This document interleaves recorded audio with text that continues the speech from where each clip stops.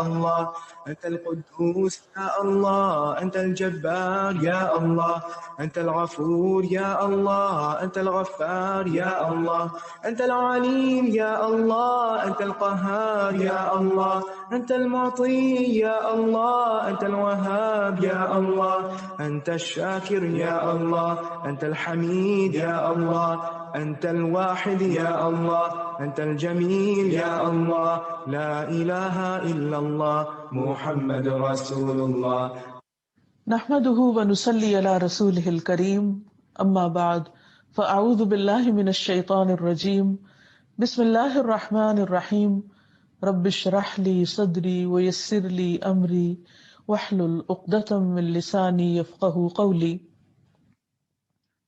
آج ہم اللہ سبحانہ تعالیٰ کے نام الباسط پر بات کریں گے۔ اس سے پہلے ہم نے اللہ سبحانہ تعالیٰ کا نام القابض پڑھا، وہ جو تنگی دینے والا ہے، محدود کرنے والا ہے، اور آج ہم پڑھیں گے وہ جو فراخی دینے والا ہے، کشادگی پیدا کرنے والا ہے، پھیلانے والا ہے۔ ان دونوں ناموں کا کمبینیشن بہت خوبصورت ہے۔ ہم سب اپنی زندگی میں دیکھتے ہیں کہ ہمارے حالات اوپر نیچے ہوتے رہتے ہیں۔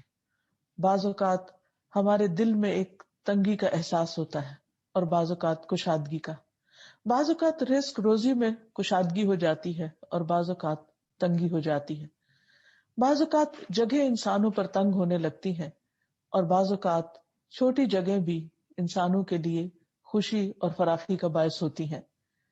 ان کیفیات سے ہر شخص دوچار ہوتا ہے، اور بعض اوقات اسی طرح ایک دن طلوع ہوتا ہے جیسے روزانہ طلوع ہوتا ہے، اور انسان کے دل کے اندر ایک امنگ، امید اور خوشی ہوتی ہے، اور دوسرا دن بھی ویسے ہی سورج طلوع ہوتا ہے، اسی گھر میں، اسی جگہ، اسی مقام پر، لیکن دل کے اندر ایک عجب سی تنگی محسوس ہوتی ہے، ایک گھٹن کی سی کیفیت ہوتی ہے۔ یہ دراصل کون کرتا ہے؟ یہ کیسے ہوتا ہے؟ اور بعض اوقات کوشش کے باوجود بھی انسان اس سے دور نہیں ہو سکتا یا اس کیفیت کو اپنے سے دور نہیں کر سکتا۔ پھر اسی طرح بعض اوقات انسان کی سوچوں میں بھی ایک تنگی یا دل میں ایک تنگی دوسروں کے بارے میں آنے لگتی ہے، اور بعض اوقات انسان دوسروں کے بارے میں بہت وسعت قلب و نظر کا ثبوت دیتا ہے۔ تو یہ تنگی اور کشادگی کی کیفیت ہر شخص ایکسپیرینس کرتا ہے۔ بات یہ ہے کہ اللہ سبحانہ وتعالی ہمارے دلوں کا مالک ہے، ہمارے دل اس کے ہاتھ میں ہے، وہ چاہے تو انہیں کھول دے اور وہ چاہے تو انہیں تنگ کر دے۔ وہ جس سے محبت کرتا ہے اس کا دل ہدایت کے لیے کھول دیتا ہے، اس کا سینہ کشادہ کر دیتا ہے، اور جس کو ہدایت نہیں دینا چاہتا، جسے وہ ناپسند کرتا ہے، اس کا دل تنگ کر دیتا ہے۔ تو آئیے ہم دیکھتے ہیں کہ اس نام کو پہچاننے سے ہماری زندگی پر کیا اثرات پڑتے ہیں۔ تو سب سے پہلے الباسط یعنی اللہ سبحانہ تعالی جو کشادگی کرنے والا ہے، کھولنے والا ہے، فراخی والا ہے۔ اور باسط کا لفظ عربی زبان میں بسط سے نکلا ہے، جس کا معنی ہوتا ہے ہاتھ بڑھانا، ہاتھ کھولنا، ہاتھ پھیلانا۔ ہاتھ کیوں پھیلایا جاتا ہے؟ کبھی تو کچھ مانگنے کے لیے، کچھ حاصل کرنے کے لیے، کبھی کسی چیز کو پکڑنے کے لیے، کبھی کسی پر حملہ کرنے کے لیے اور مارنے کے لیے، کبھی خرچ کرنے کے لیے بھی ہاتھ پھیلایا جاتا ہے۔ اسی طرح کسی کو ویلکم کرنے کے لیے بھی ہاتھوں کو پھیلایا جاتا ہے۔ یعنی ہاتھ کا پھیلانا ایک طرح سے کشادگی کی علامت ہوتا ہے۔ اللہ سبحانہ تعالیٰ اپنا ہاتھ کس طرح پھیلاتے ہیں اس کی کیفیت ہمیں نہیں معلوم، کیونکہ ہمیں نہیں بتایا گیا۔ بہرحال اس نام کا استعمال اللہ سبحانہ تعالیٰ کے لیے ایک نون حقیقت ہے، ایک معلوم حقیقت ہے کہ اللہ جس کے لیے چاہتا ہے اپنے فضل اور رزق کے خزانے کھول دیتا ہے، اس کی روزی کشادہ کر دیتا ہے۔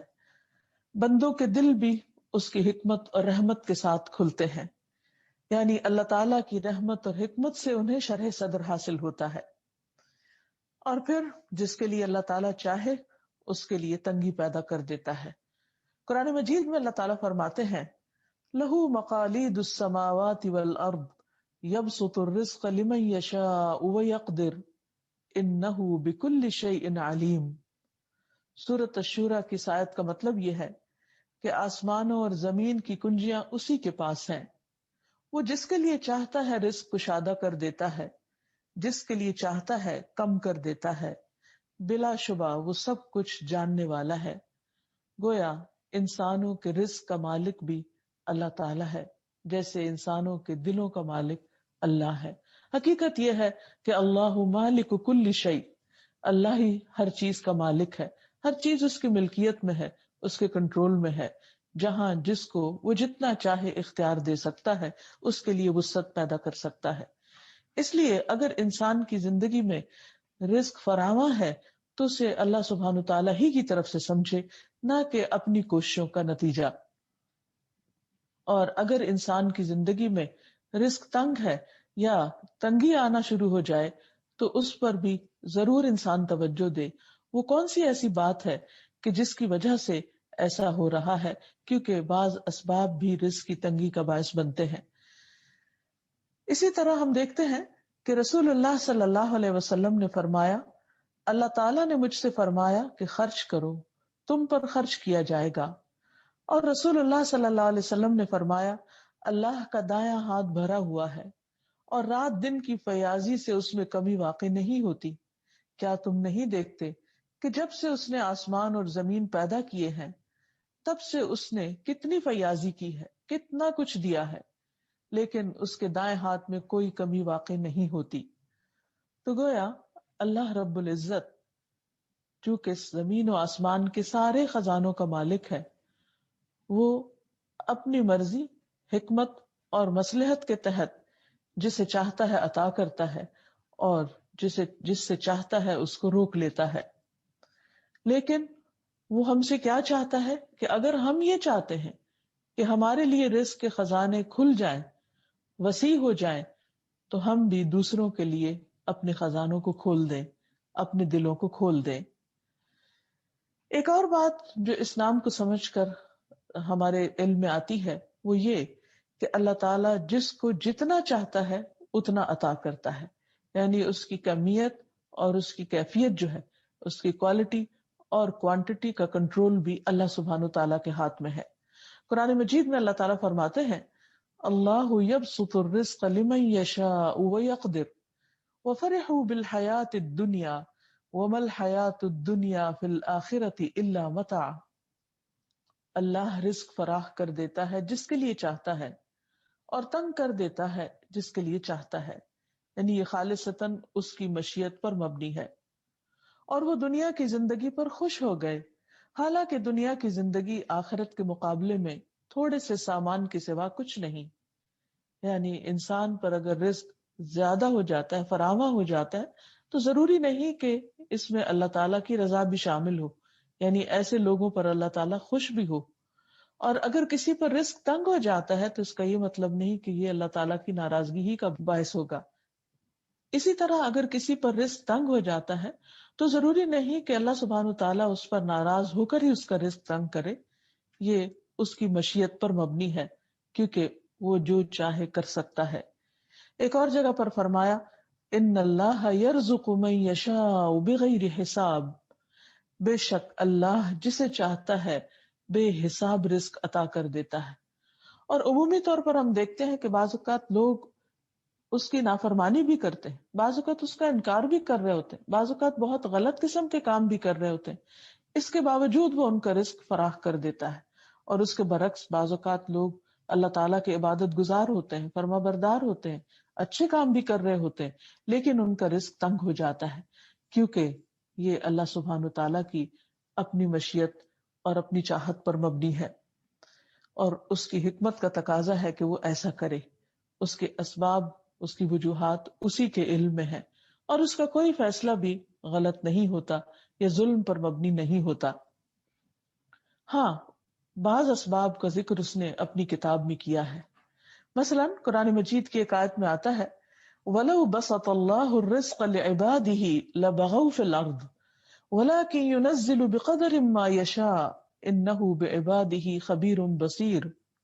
اور اگر اللہ اپنے سب بندوں کو وافر رزق عطا کر دے تو وہ زمین میں سرکشی سے ادھم مچا دے، یعنی اللہ تعالی سب کو بے حساب دے سکتا ہے، لیکن کیوں نہیں دیتا؟ کیونکہ پھر دنیا ایک صرف اور صرف فساد کا گھر بن جائے گی۔ مگر وہ ایک اندازے سے جتنا رزق چاہتا ہے نازل کرتا ہے، یقیناً وہ اپنے بندوں سے باخبر ہے اور انہیں دیکھ رہا ہے، یعنی اس کو خود زیادہ بہتر پتا ہے کہ اسے کس کے رزق میں اضافہ کرنا چاہیے اور کس کو رزق کی تنگی میں مبتلا کرنا چاہیے۔ رزق کا کشادہ ہونا اور رزق کا تنگ ہونا کسی انسان کے اچھے اور برے ہونے کی دلیل نہیں ہے، کیونکہ نیک لوگوں کے لیے بھی رزق کی کشادگی ایک عمدہ چیز ہے۔ اس کے بارے میں ایک حدیث سے ہمیں پتہ چلتا ہے کہ نبی صلی اللہ علیہ وسلم نے ایک بار عمرو بن العاص کو اپنے پاس بلا بھیجا کہ اپنے کپڑے اور اسلحہ تنظیم کر کے میرے پاس آؤ۔ وہ کہتے ہیں کہ میں جس وقت حاضر ہوا تو نبی صلی اللہ علیہ وسلم وضو فرما رہے تھے۔ آپ نے ایک مرتبہ مجھے نیچے سے اوپر تک دیکھا، پھر نظریں جھکا کر فرمایا کہ میرا ارادہ ہے کہ تمہیں ایک لشکر کا امیر بنا کر بھیجوں، اللہ تمہیں صحیح سالم اور مال غنیمت کے ساتھ واپس لائے، اور میں تمہارے لیے مال کی اچھی رغبت رکھتا ہوں۔ میں نے عرض کیا، یا رسول اللہ، میں نے مال و دولت کی خاطر اسلام قبول نہیں کیا، میں نے دلی رغبت کے ساتھ قبول کیا ہے، اور اس مقصد کے لیے کہ مجھے آپ کا ساتھ حاصل ہو جائے۔ آپ نے فرمایا، نیک آدمی کے لیے اچھا مال کیا ہی خوب ہوتا ہے، یعنی مال بذات خود کوئی بری چیز نہیں، اگر وہ مال کسی اچھے انسان کے ہاتھ میں ہوگا تو یقیناً وہ خیر اور بھلائی کے کاموں پر خرچ ہو رہا ہوگا۔ لیکن بعض لوگوں کے لیے یہ مال آزمائش بن جاتا ہے، جیسا کہ منافقین کے لیے۔ اللہ سبحانہ وتعالی جو الباسط ہے، جو فراخی دینے والا ہے، وہ جب اپنے خاص فضل سے لوگوں کو فراخی عطا کرتا ہے تو بعض اوقات لوگوں کے لیے وہ فراخی سخت آزمائش کا باعث بن جاتی ہے، اور اس کی وجہ سے وہ بعض اوقات ایک دوسرے پر فخر کرنے لگتے ہیں، یا ایک دوسرے کے ساتھ کمپٹیشن میں آ جاتے ہیں، ایک دوسرے کو نیچا دکھانے لگتے ہیں، یا جن کے پاس نہیں ان کو اپنے سے حقیر جاننے لگتے ہیں۔ تو یہ سب انسان کے لیے ایک آزمائش ہے، اس پر انسان کو اترانا نہیں چاہیے، فخر نہیں کرنا چاہیے، اور مال کو حق کے ساتھ حاصل کر کے حق کی جگہ پر اور حق کی راہ پر ہی لگانا چاہیے، اور ایسی چیزوں سے پرہیز کرنا چاہیے جو اللہ تعالیٰ کو ناراض کرنے والی ہوں، کیونکہ بعض لوگوں کے لیے رزق کی کشادگی شر کا باعث بن جاتی ہے اور برے انجام کا باعث بنتی ہے، جیسے کہ قارون کا قصہ سب کو معلوم ہے۔ پھر اسی طرح الباسط کے ایک معنی ہے ہاتھ پھیلانے والا، یعنی بندوں کی طرف ہاتھ پھیلانے والا تاکہ وہ اس کی طرف لوٹے توبہ کے ساتھ، اپنی بخشش مانگتے ہوئے۔ اللہ سبحانہ و تعالیٰ لوگوں کی توبہ قبول کرنے کے لیے بھی ہاتھ پھیلاتا ہے کہ جنہوں نے گناہ کیے ہیں ان کو مہلت دیتا ہے، ان کو امید دلاتا ہے کہ میں تمہارے گناہ معاف کر دوں گا، تم میری طرف واپس پلٹ آؤ۔ اس سلسلے میں ابو موسیٰ اشعری رضی اللہ تعالیٰ عنہ کی ایک حدیث ہے، وہ روایت کرتے ہیں کہ اللہ رب العزت رات کے وقت اپنا ہاتھ پھیلاتا ہے تاکہ دن کے گناہگار کی توبہ قبول کر لے، اور دن کو اپنا ہاتھ پھیلاتا ہے تاکہ رات کے گناہگار کی توبہ قبول کر لے، یہاں تک کہ سورج مغرب سے طلوع ہو جائے۔ یعنی اللہ سبحانہ تعالیٰ بندوں کی طرف اس لیے متوجہ ہوتے ہیں تاکہ بندے اس کی طرف لوٹ آئیں، اپنے گناہوں کی معافی مانگ لیں، اپنے اوپر گناہوں کے جو بوجھ لاد کر اپنے آپ کو پریشان کیے ہوئے ہیں ان سے آزاد ہو جائیں۔ پھر اسی طرح اللہ سبحانہ تعالیٰ سوالیوں کو عطا کرنے کے لیے بھی ہاتھ پھیلاتا ہے۔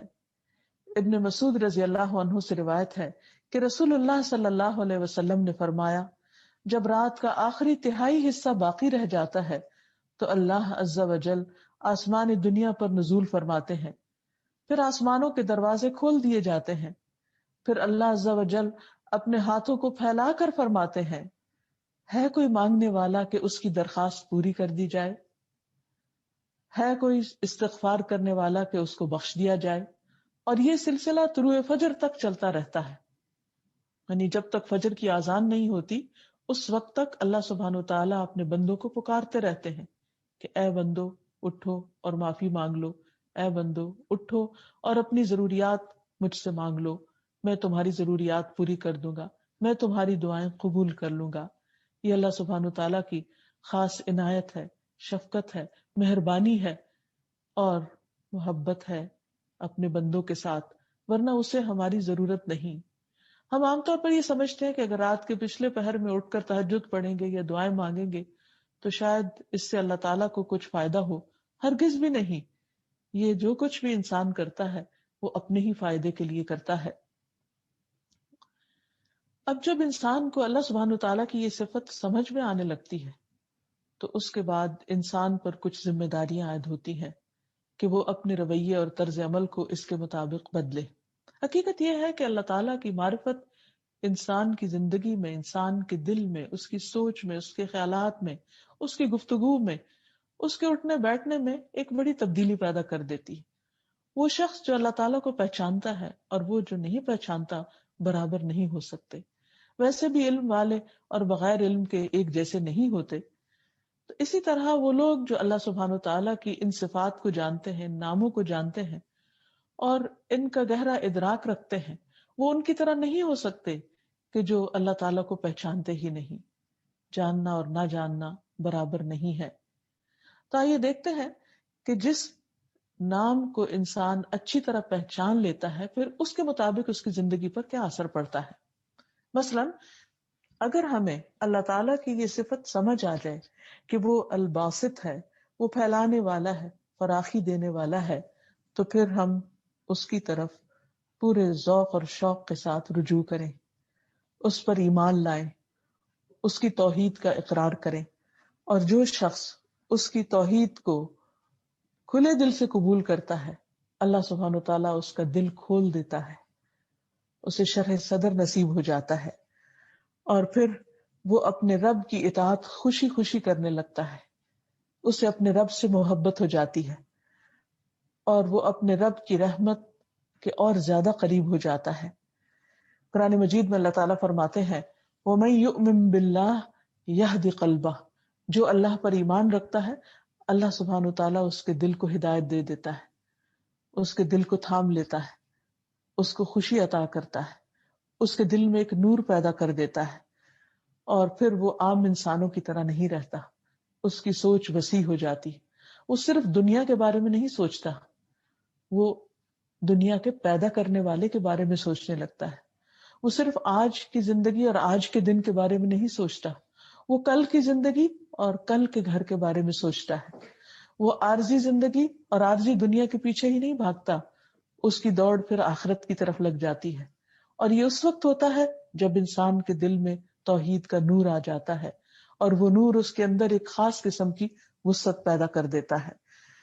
اور اسی لیے ہم دیکھتے ہیں کہ نبی صلی اللہ علیہ وسلم یہ دعا پڑھا کرتے تھے اللہم اجعل فی قلبی نورا وفی بصری نورا وفی سمعی نورا وعن یمینی نورا وعن یساری نورا وفوقی نورا وتحتی نورا وامامی نورا وخلفی نورا واجعل لی نورا۔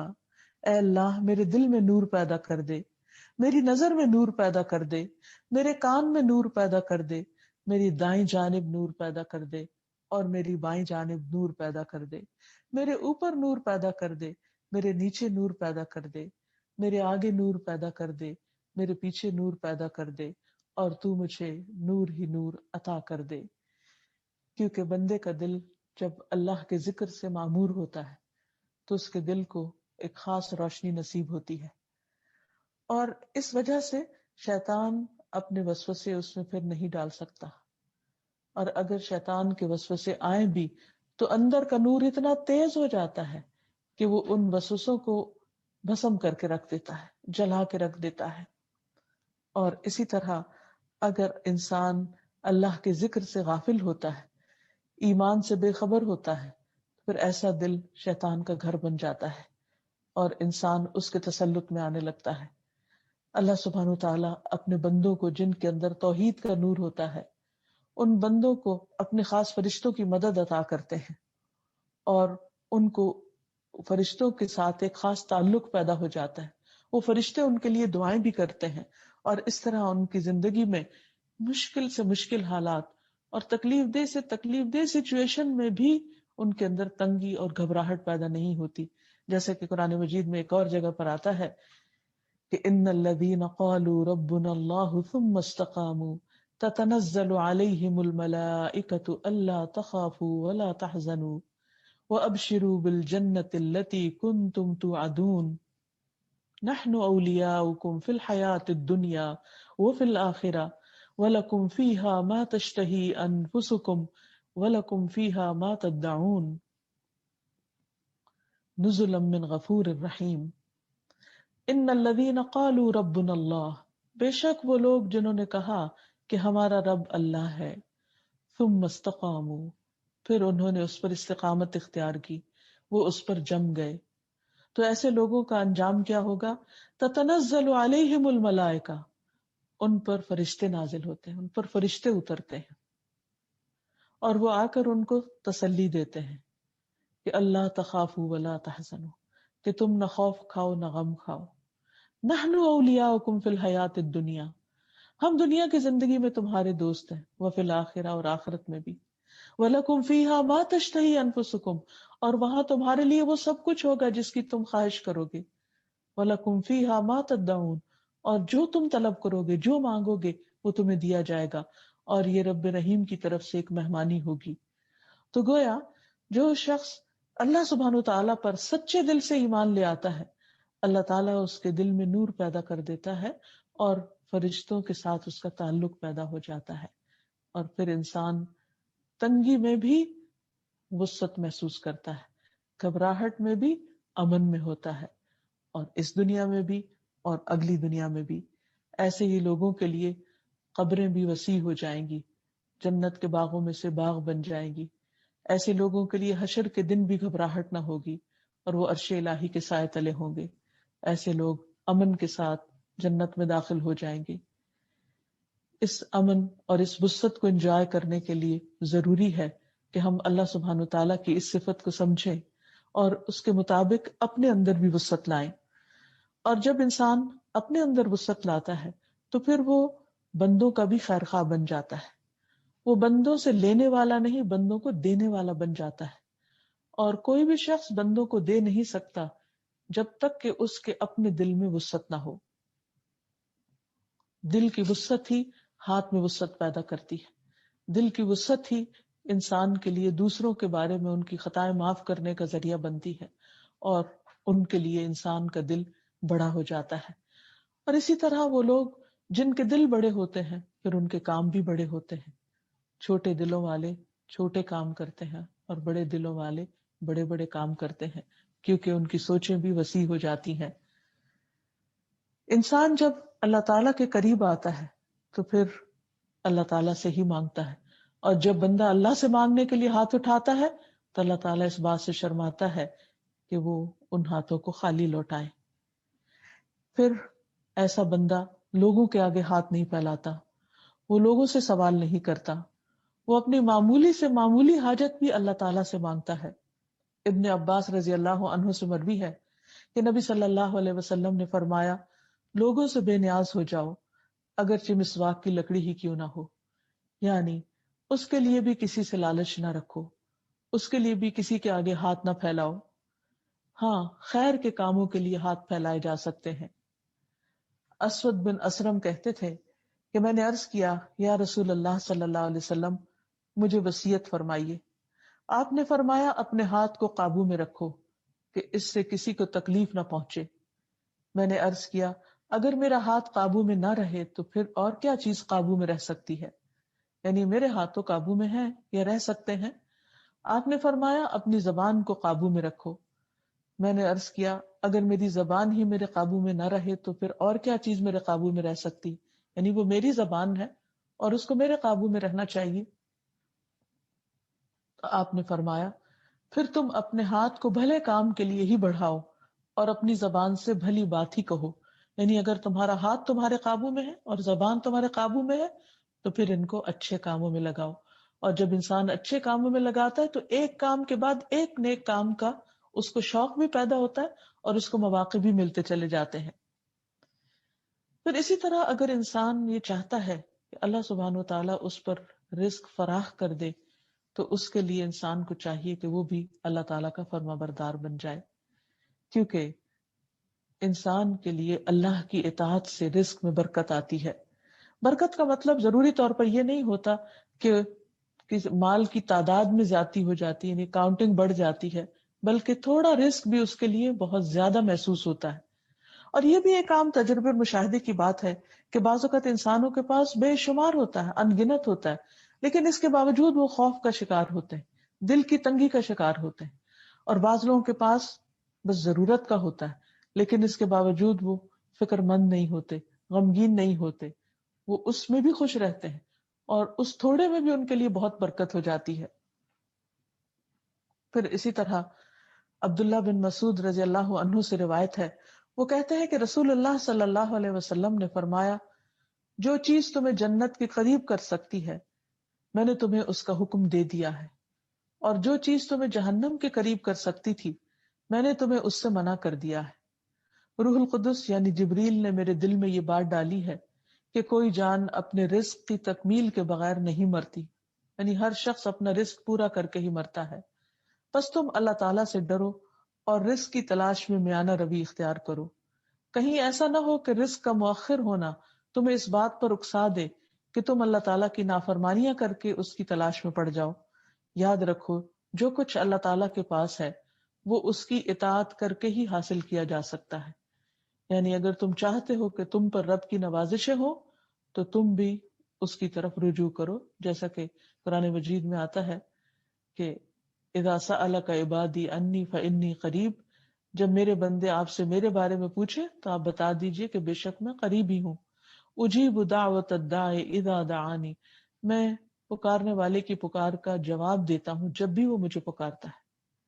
فلیستجیبوا لی، چاہیے کہ وہ بھی میری بات مانے، یعنی اگر انسان یہ چاہتا ہے کہ اس کی دعا قبول ہو تو اسے چاہیے کہ وہ اللہ تعالیٰ کا فرما بردار بنے، کیونکہ الیہ یصعد الکلم الطیب، اللہ تعالیٰ کی طرف پاکیزہ کلمات اٹھتے ہیں، یعنی اوپر جاتے ہیں، والعمل الصالح یرفعہ، اور نیک اعمال ان کو اوپر اٹھاتے ہیں، یعنی وہ کیریئر بن جاتے ہیں۔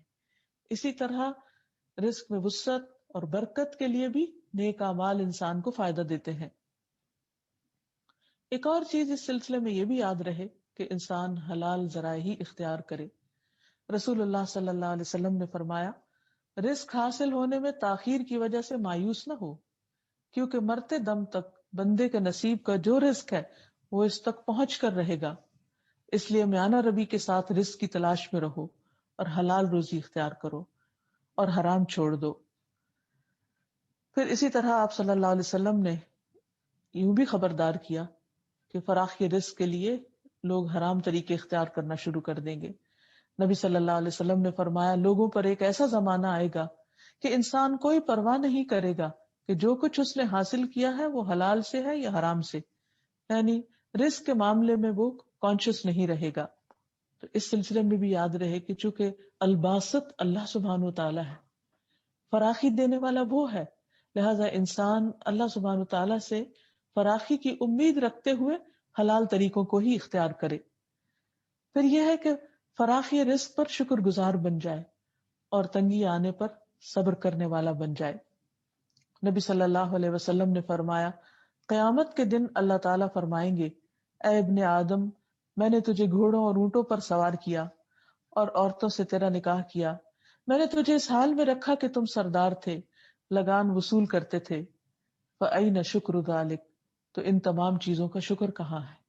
تو اس سے پتہ یہ چلتا ہے کہ اللہ سبحانہ و تعالیٰ بندے کو جو کچھ دیتا ہے اس کے جواب میں اللہ تعالیٰ کو بندے سے کوئی چیز نہیں چاہیے، ہاں وہ اس بات کا مطالبہ ضرور کرتا ہے کہ بندہ ان نعمتوں کو پا کر اللہ کی دی ہوئی فراخی کو حاصل کر کے اس کا شکر گزار بن جائے۔ پھر اسی طرح یہ ہے کہ فراخی رزق میں رب کو نہ بھولے، کیونکہ جب انسان کو کچھ ملنے لگتا ہے تو وہ اس مال کے اندر کھو جاتا ہے اور دینے والے کو بھول جاتا ہے۔ اس سلسلے میں اللہ تعالیٰ قرآن مجید میں کچھ لوگوں کی صفت بیان کرتے ہوئے فرماتے ہیں، رجال لا تلہیہم تجارت ولا بیع عن ذکر اللہ واقام الصلاة وایتاء الزکاة یخافون یوما تتقلب فیہ القلوب والابصار، سورۃ النور۔ وہ مرد جنہیں اللہ کے ذکر، اقامت صلاۃ سے نہ تجارت غافل کرتی ہے اور نہ خرید و فروخت، وہ اس دن سے ڈرتے رہتے ہیں جس میں دل اور آنکھیں اکڑ جائیں گی، یعنی کچھ لوگ اللہ کے ایسے بندے بھی ہیں کہ جن کے پاس جب رزق زیادہ آتا ہے تو بھی وہ اللہ کی یاد میں کسی قسم کی کمی نہیں کرتے اور اقامت صلاۃ سے غافل نہیں ہوتے، زکوٰۃ دینا نہیں بھولتے۔ گویا کہ انسان کے لیے مال آزمائش ہے، اور وہ آزمائش کیا ہے کہ جب وہ مال انسان کو حاصل ہوتا ہے تو کیا پھر بھی وہ اللہ تعالیٰ کو یاد رکھتا ہے؟ تو ایسے لوگ جو اللہ کے پسندیدہ ہیں، جن کے دلوں میں نور ہوتا ہے، ایمان ہوتا ہے، وہ دنیا کی تمام نعمتوں میں ہوتے ہوئے بھی اپنے رب کو یاد رکھتے ہیں، جس طرح وہ مال کو کماتے ہوئے اپنے رب کو یاد رکھتے ہیں۔ حقیقت یہ ہے کہ انسان کے پاس جو مال آتا ہے اس کے لیے انسان کو محنت اور کوشش کرنی پڑتی ہے، اور محنت اور کوشش کی مثال ایسے ہی ہے کہ جیسے مثال کے طور پر اگر کسی انسان کو بتایا جائے کہ تمہارے لیے پہاڑ کی چوٹی پر 1 کلو سونا رکھا ہوا ہے، وہ تمہارے ہی نام کا ہے، تمہارے ہی حصے کا ہے، تمہیں ہی ملے گا، لیکن اس کے لیے تمہیں کوشش کرنا پڑے گی، اور وہ کوشش یہ کہ پہاڑ کی چوٹی تک تمہیں جانا پڑے گا۔ اب اگر انسان یہ سوچے کہ اگر وہ میرے ہی نام کا ہے تو میرے پاس خود ہی آ جائے گا، تو وہ لڑک کر نہیں آئے گا نیچے، انسان ہی کو اوپر چڑھنا پڑے گا، اور بعض اوقات اوپر چڑھنے کے لیے انسان کو سخت محنت کرنا پڑتی۔ تو رزق کے کمانے میں بھی انسان کو محنت کرنی پڑتی ہے، لیکن کمانے کے بعد جو کچھ اس کو ملتا ہے وہ دراصل اللہ کا فضل ہوتا ہے، کیونکہ ہم دنیا میں دیکھتے ہیں کہ بعض اوقات انسانوں کے پاس محنت کے باوجود بھی کچھ حاصل نہیں ہوتا، یعنی ان کی آزمائش اس میں بھی ہوتی ہے کہ وہ محنت کرتے ہیں، بار بار کرتے ہیں، لیکن فائدے کی بجائے خسارہ ہونے لگتا ہے۔ ایک ہی جیسی محنت ہوتی ہے، ایک وقت میں اس محنت کا کئی گنا زیادہ پھل مل جاتا ہے، اور دوسری جگہ اس کے وہ نتائج سامنے نہیں آتے۔ مثلاً آپ دیکھیے کہ کسان ہے، ایک باغ لگاتے ہیں، ایک سال اس پر خوب پھل آتا ہے اور دوسرے سال اس پر پھل نہیں آتا، حالانکہ وہی محنت ہوتی ہے جو ایک سال میں کی گئی ہوتی ہے، لیکن دوسری دفعہ اس کا وہ نتیجہ نہیں آتا۔ تو اس سے اللہ سبحانہ و تعالیٰ یہ فرق پیدا کر کے دراصل بتانا یہ چاہتا ہے کہ اے بندے، صرف تیری محنت کچھ نہیں کر سکتی جب تک کہ اللہ کا فضل شامل حال نہ ہو، اور جب وہ شامل ہو جاتا ہے تو وہی زمین تمہارے لیے رنگ لاتی ہے اور تمہارے لیے بہار بن جاتی ہے اور تمہارے لیے کئی گنا زیادہ فائدہ ہو جاتا ہے۔ اسی طرح بعض اوقات یہ بھی دیکھا گیا ہے کہ بہت بڑی بڑی ڈگریاں رکھنے والے بعض اوقات ان کے پاس کوئی جاب نہیں ہوتی، اور بعض اوقات بالکل ان پڑھ لوگ جن کو ایک لفظ بھی نہیں آتا، جو صرف انگوٹھا لگا کر کام کرتے ہیں، ان پر اللہ سبحانہ تعالیٰ کا بہت بڑا فضل ہوتا ہے، بہت بڑی رحمت ہوتی ہے۔ ٹھیک ہے کہ اسباب اختیار کرنا اپنی جگہ، لیکن بندہ مومن ہمیشہ یہ سمجھتا ہے کہ ان اسباب کو اختیار کرنے کے بعد جو دینے والا ہے وہ دراصل اللہ ہے، تو یہ سب مال و دولت ان کو اللہ کی یاد سے پھر غافل نہیں کرتا۔ جب انسان یہ سمجھتا ہے کہ یہ میرے زور بازو کا نتیجہ ہے تو پھر انسان اللہ تعالیٰ کو بھولنے لگتا ہے، اس کی اپنی زندگی میں ضرورت محسوس نہیں کرتا۔ لیکن جب انسان سمجھتا ہے کہ یہ اللہ کا مجھ پر فضل ہے، محنت میں نے کی ہے لیکن فضل اللہ کا ہے، تو پھر وہ اللہ کا حق بھی نکالتا ہے، جیسے کہ اس آیت میں بیان ہوا ہے کہ ایسے لوگ، ان کو تجارت اور خرید و فروخت نہ اللہ کی یاد سے غافل کرتی، نماز قائم کرنے سے غافل نہیں کرتی، اور زکوٰۃ دینے سے بھی، یعنی وہ اس میں سے اللہ کا حق اور بندوں کا حق برابر نکالتے رہتے ہیں۔ اور اس کے ساتھ ساتھ وہ رزق کی کشادگی کو اپنے لیے آزمائش سمجھتے ہیں، کیونکہ حقیقت یہ ہے کہ رزق کا زیادہ ہونا انسان کے لیے ایک بڑے امتحان کی بات ہے، کیونکہ جب انسان کے پاس نہیں ہوتا تو پھر بھی وہ تکلیف میں اللہ تعالیٰ کی طرف رجوع کر لیتا ہے، اور جب کچھ ہوتا ہے تو عام طور پر بھولنے لگتا ہے، غافل ہونے لگتا ہے، کیونکہ جب رزق زیادہ ہوتا ہے تو پھر انسان کی دنیا کی طرف کشش بڑھنے لگتی، دنیا کی طرف رغبت زیادہ ہو جاتی، اور اس رغبت میں پھر وہ ایسا مشغول ہوتا ہے، اس کے ساتھ ایک کے بعد ایک چیز اس کے سامنے آتی چلی جاتی ہے کہ جس کی وجہ سے وہ اپنے آپ کو روک نہیں سکتا، ریزسٹ نہیں کر سکتا، اور یوں بعض اوقات ایک قدم کی پھسلن اس کو بہت دور لے جاتی ہے اللہ سبحانہ وتعالیٰ سے۔ تو بندہ مومن جو اللہ کے الباسط ہونے پر یقین رکھتا ہے، وہ اپنے اندر بھی اس صفت کو لاتا ہے اور اپنے ہاتھ بھی بندوں کے لیے کھول دیتا ہے، کیونکہ خرچ کرنا اور نہ کرنا برابر نہیں ہوتا۔ رسول اللہ صلی اللہ علیہ وسلم نے فرمایا، اے ابن آدم، اپنی ضرورت سے زائد مال خرچ کر دینا تیرے لیے بہتر ہے، اگر تو اس کو روک لے گا تو یہ تیرے لیے برا ہوگا، اور دینے کی ابتدا اپنے اہل و عیال سے کرو، اوپر والا ہاتھ نیچے والے ہاتھ سے بہتر ہے۔ اور جب انسان اللہ تعالیٰ کے راستے میں دینے لگے تو پھر مفلسی سے نہ ڈرے، غربت سے نہ ڈرے، کیونکہ اللہ کا وعدہ ہے کہ اگر تم دو گے تو میں تمہیں اور زیادہ دوں گا۔ وما انفقتم من شیء فهو یخلفہ وہو خیر الرازقین، اور جو کچھ بھی تم خرچ کرتے ہو تو وہ اس کی جگہ تمہیں اور دے دیتا ہے، اور وہی سب سے بہتر رازق ہے۔ پھر اسی طرح حضرت اسماء رضی اللہ تعالی عنہا سے آپ صلی اللہ علیہ وسلم نے فرمایا کہ خرچ کرو، یا تھوڑا تھوڑا کر کے خرچ کرتی رہو، گن گن کر نہ رکھو، ورنہ اللہ تعالیٰ بھی گن گن کر دے گا۔ حضرت اسماء کہتی ہے کہ ایک مرتبہ رسول اللہ صلی اللہ علیہ وسلم میرے پاس سے گزرے، میں اس کو کچھ گن رہی تھی اور اسے ناپ بھی رہی تھی، تو آپ نے فرمایا اے اسماء گن گن کے نہ رکھو ورنہ اللہ بھی تمہیں گن گن کر دے گا۔ رسول اللہ صلی اللہ علیہ وسلم کے اس ارشاد کے بعد میں نے اپنے پاس سے کچھ جانے والے کو یا آنے والے کو کبھی بھی شمار نہیں کیا، یعنی میں بے حساب دیتی، اور جب بھی میرے پاس اللہ کا کوئی رزق ختم ہوا اللہ تعالیٰ نے مجھے اس کا بدل ضرور عطا کر دیا۔ تو اگر انسان یہ چاہتا کہ اللہ اس کا حساب نہ لے تو بندہ بھی پھر بندوں کے ساتھ حساب کتاب کم کر دے۔ پھر اسی طرح جتنا مال زیادہ ہو اتنا ہی زیادہ خرچ کرنا اچھا ہے۔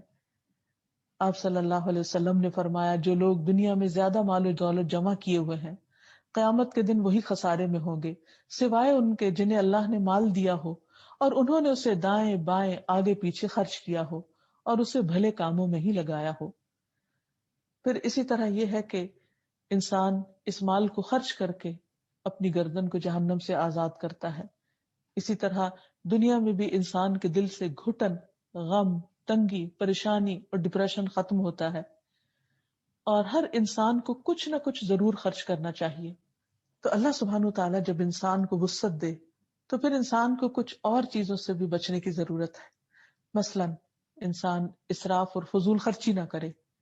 قرآن مجید میں اللہ تعالیٰ فرماتے ہیں وَالَّذِينَ إِذَا أَنفَقُوا لَمْ يُسْرِفُوا وَلَمْ يَقْتُرُوا وَكَانَ بَيْنَ ذَلِكَ قَوَامًا، اور اللہ کے بندے جو خرچ کرتے ہیں تو نہ اسراف کرتے ہیں نہ بخل کرتے ہیں، بلکہ ان کا خرچ ان دو انتہاؤں کے درمیان اعتدال پر ہوتا ہے۔ پھر اسی طرح ایک اور جگہ پر فرمایا وَلَا تُبَذِّرْ تَبْذِيرًا إِنَّ الْمُبَذِّرِينَ كَانُوا إِخْوَانَ الشَّيَاطِينِ وَكَانَ الشَّيْطَانُ لِرَبِّهِ كَفُورًا، اور فضول خرچی نہ کرو کیونکہ فضول خرچی کرنے والے شیطانوں کے بھائی ہیں اور شیطان اپنے پروردگار کا بہت ناشکرا ہے۔ پھر اسی طرح بعض اوقات مال و دولت پا کر انسان کے اندر تکبر آ جاتا ہے، تو اس سے بھی بچنے کی ضرورت ہے، کیونکہ یہ دراصل اللہ کا دیا ہوا مال ہے، انسان کی صرف ذاتی کوشش سے اس کو حاصل نہیں ہوا، اور قارون نے بھی تکبر ہی کیا تھا جس کا انجام سب کے سامنے ہے۔ پھر اسی طرح بعض اوقات انسان ناجائز ذرائع سے مال حاصل کر کے وسعت اور خوشحالی حاصل کر لیتا ہے، لیکن اس سے بھی ڈرنے کی ضرورت ہے کیونکہ یہ انسان کے لیے سراسر آزمائش ہے، اور خاص طور پر اس کی تاکید کی گئی کہ جو رزق قسمت میں وہ تو ملے گا لیکن اسے صحیح راستوں سے حاصل کرو، حرام راستوں سے حاصل نہ کرو، کیونکہ حدیث میں آتا ہے کہ ایک بندہ اس وقت تک دنیا سے نہیں جا سکتا جب تک کہ وہ اپنے حصے کا رزق پا نہ لے، اسے کھا نہ لے، اسے حاصل نہ کر لے۔ لہذا جو اس کے حصے میں آنا ہے اسے وہ حلال ہی طریقے سے حاصل کرے، حرام سے حاصل نہ کرے۔ اور آخر میں یہ کہ اللہ سبحانہ و تعالیٰ کے اس نام کو سامنے رکھتے ہوئے اللہ تعالیٰ سے دعا بھی کرتے رہنے چاہیے۔ رسول اللہ صلی اللہ علیہ وسلم نے کچھ دعائیں ایسی سکھائی ہیں کہ جن کو پڑھنے سے انسان فقر و فاقہ سے بچ سکتا ہے، اور فراخی کرنے والے رب سے فقر اور قلت سے بچنے کی دعا کرنا ہم سب کے لیے لازم ہے۔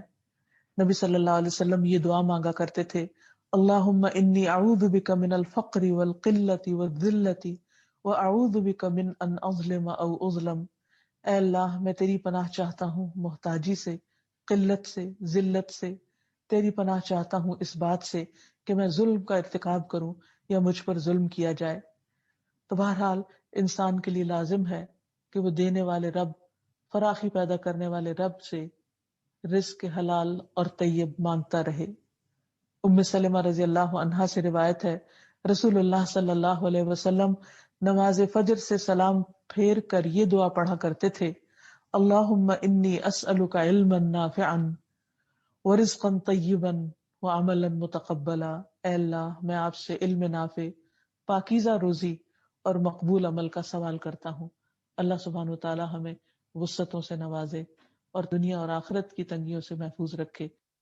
القاهر يا الله أنت الحسيب يا الله أنت الشافي يا الله أنت المبين يا الله أنت الوكيل يا الله أنت القيوم يا الله أنت المتين يا الله أنت السبوح يا الله لا إله إلا الله محمد رسول الله لا إله إلا الله محمد رسول الله۔ آج ہم انشاءاللہ اللہ سبحانہ و تعالیٰ کے نام المعطی، عطا کرنے والا کے بارے میں بات کریں گے۔ اللہ سبحانہ و تعالیٰ، اس کی عطا، اس کی بخشش ہر طرف پھیلی ہوئی ہے۔ ہر ایک کو اس کائنات میں جو کچھ بھی ملا ہے وہ سب اسی کا عطیہ ہے، اسی کی دین ہے، اور اس کی بخششیں بے انتہا ہیں۔ انسان جب اللہ سبحانہ و تعالیٰ کے اس نام پر غور کرتا ہے تو اس کا دل اللہ کی محبت سے بھر جاتا ہے، کیونکہ دینے والا وہ ہے جو دے کر احسان نہیں جتاتا، اذیت نہیں دیتا، شرمندہ نہیں کرتا، رسوا نہیں کرتا، دیتا رہتا ہے، اور بندہ اس کی نافرمانی بھی کرے تو وہ دینا بند نہیں کرتا۔ تو اللہ سبحانہ و تعالیٰ کا یہ نام ہمیں بہت کچھ سکھاتا ہے، اس لیے آئیے آج ہم اس پر غور کرتے ہیں۔ عطا عربی زبان کا لفظ ہے جس کا اطلاق مال وغیرہ کے دینے پر بھی ہوتا ہے، اور اس کے علاوہ دیگر چیزوں کی بخشش کے لیے بھی یہ آتا ہے۔ اللہ سبحانہ و تعالیٰ ہی نے ہر چیز کو وجود بخشا ہے، اور پھر اس کی رہنمائی بھی کی ہے کہ اس چیز کو کرنا کیا ہے، اور اس کام کے کرنے کے لیے جو صلاحیت اس کو درکار تھی وہ بھی اللہ ہی کی دی ہوئی ہے۔ قرآن مجید میں اللہ تعالیٰ فرماتے ہیں الذی اعطی کل شیء خلقہ ثم ہدی، وہ جس نے ہر چیز کو اس کی ایک مخصوص ساخت عطا کی اور پھر اس کی رہنمائی بھی کی۔ گویا اس کی شکل و صورت جیسی بھی اس نے بنائی وہ بھی اسی کی عطا ہے، اور پھر اس مخصوص شکل و صورت کے ساتھ، مخصوص صلاحیتوں کے ساتھ جو کچھ اسے کرنا ہے وہ بھی دراصل اسی کی عطا ہے۔ اور پھر وہ رب ہے جو دنیا میں بھی عطا کرتا ہے اور آخرت میں بھی، اور جسے جتنا چاہتا ہے عطا کرتا ہے، اور آخرت میں تو اس کی عطا بلا حساب ہوگی، بے پناہ ہوگی، اتنی کہ جو کبھی بھی ختم نہ ہوگی۔ وہ اپنے بندوں کی دعائیں بھی قبول کرتا ہے، اور بندے جو کچھ مانگتے ہیں وہ بھی ان کو عطا کرتا ہے۔ اپنی مخلوق میں سے جسے چاہتا ہے بادشاہت، حکومت، نبوت، حکمت سب کچھ عطا کرتا ہے، اور پھر چونکہ وہی مالک ہے، جب چاہتا ہے واپس بھی وہی لینے والا ہے۔ جہاں تک رزق کا تعلق ہے تو وہ تو سراسر اسی کی عطا ہے، اسی کی بخشش ہے، اور وہ تمام مخلوق کے رزق کا مالک ہے۔ قرآن مجید میں اللہ تعالیٰ فرماتے ہیں وَمَا مِن دَابَّةٍ فِي الْأَرْضِ إِلَّا عَلَى اللَّهِ رِزْقُهَا، زمین میں کوئی چلنے والا جاندار نہیں مگر اس کا رزق اللہ ہی کے ذمے ہے۔ ایک چیونٹی سے لے کر ہاتھی، ان سب کے لیے رزق کی پلاننگ اسی نے کی، اور ان کی مخصوص ضروریات پوری کرنے والا وہی ہے۔ وَلَكِنْ لَا تَفْقَهُونَ تَسْبِيحَهُمْ، کہ کوئی چیز ایسی نہیں کہ جو رب کی تسبیح نہ کر رہی ہو۔ ایک ذرے سے لے کے پہاڑ تک ہر چیز اللہ سبحانہ تعالیٰ کی تسبیح کرتی۔ جہاں تک پہاڑوں کی تسبیح کا تعلق ہے تو داؤد علیہ السلام اپنی خوبصورت آواز میں جب اللہ کا ذکر کرتے تھے تو پہاڑ اس ذکر میں ان کے ساتھ باقاعدہ شریک ہو جایا کرتے تھے۔ کیا ہی خوبصورت سما اور منظر ہوتا ہوگا رب کی تسبیح کا۔ تو بہرحال ہر چیز اللہ تعالیٰ کی تسبیح کرتی ہے، اور یہ تسبیح اس کی نماز ہے، جیسے کہ سورۃ نور میں بھی اللہ تعالیٰ فرماتے ہیں کل قد علم صلاتہ و تسبیحہ، کہ ہر چیز نے اپنی صلاۃ یعنی نماز اور تسبیح کا طریقہ جان لیا ہے۔ اللہ کے نبی نوح علیہ السلام کی وفات کا وقت جب قریب آیا تو انہوں نے اپنے بیٹے سے فرمایا کہ سبحان اللہ و بحمدہ کا ورد کرتے رہنا، کیونکہ یہ ہر چیز کی نماز ہے۔ اور اسی کے ذریعے مخلوق کو رزق ملتا ہے. یعنی یہ تسبیح رزق کے دروازے بھی کھولتی ہے. تمام جانداروں کے رزق کا مالک اللہ ہے. اور اس سلسلے میں ایک بہت ہی انوکھا واقعہ ہمیں سیرت کی کتابوں میں ملتا ہے. ابو سعید خدری رضی اللہ عنہ سے مروی ہے کہ ایک بھیڑیے نے ایک بکری پر حملہ کیا اور اس کو پکڑ کر لے گیا. چرواہے نے اس کا پیچھا کیا اور اس سے بکری چھین لی. وہ بھیڑیا اپنی دم کے بل بیٹھ کر کہنے لگا، تم اللہ سے نہیں ڈرتے کہ تم نے مجھ سے میرا رزق جو اللہ نے مجھے دیا تھا وہ چھین لیا، یعنی تم نے بکری واپس لے لی. وہ چرواہا کہنے لگا، تعجب ہے کہ ایک بھیڑیا اپنی بھیڑیا کہنے لگا کہ میں تمہیں اس سے زیادہ تعجب کی بات نہ بتاؤں، یعنی تم اس پہ حیران ہو رہے ہو کہ میں باتیں کر رہا ہوں. محمد صلی اللہ علیہ وسلم یثرب میں لوگوں کو ماضی کی خبریں بتا رہے ہیں. جب وہ چرواہا اپنی بکریوں کو ہانکتا ہوا مدینہ پہنچا تو اپنی بکریوں کو کسی گوشے میں اس نے جمع کیا اور خود رسول اللہ صلی اللہ علیہ وسلم کی خدمت میں حاضر ہو گیا اور سارا واقعہ سنایا. رسول اللہ صلی اللہ علیہ وسلم کے کہنے پر اذان تو نماز کے لیے ہوتی تھی، لیکن نماز کے علاوہ اگر لوگوں کو اکٹھا کرنا ہوتا تو اس طرح کے الفاظ ادا کیے جاتے. پھر آپ صلی اللہ علیہ وسلم اپنے گھر سے نکلے اور چرواہے سے فرمایا کہ لوگوں کے سامنے اپنا واقعہ بیان کرو. اس نے لوگوں کے سامنے سارا واقعہ بیان کر دیا تو رسول اللہ صلی اللہ علیہ وسلم نے فرمایا کہ اس نے سچ کہا ہے. تو بہرحال اس واقعے سے یہ پتہ چلتا ہے کہ جانوروں کو بھی یہ معلوم ہے کہ انہیں رزق ان کا رب دیتا ہے.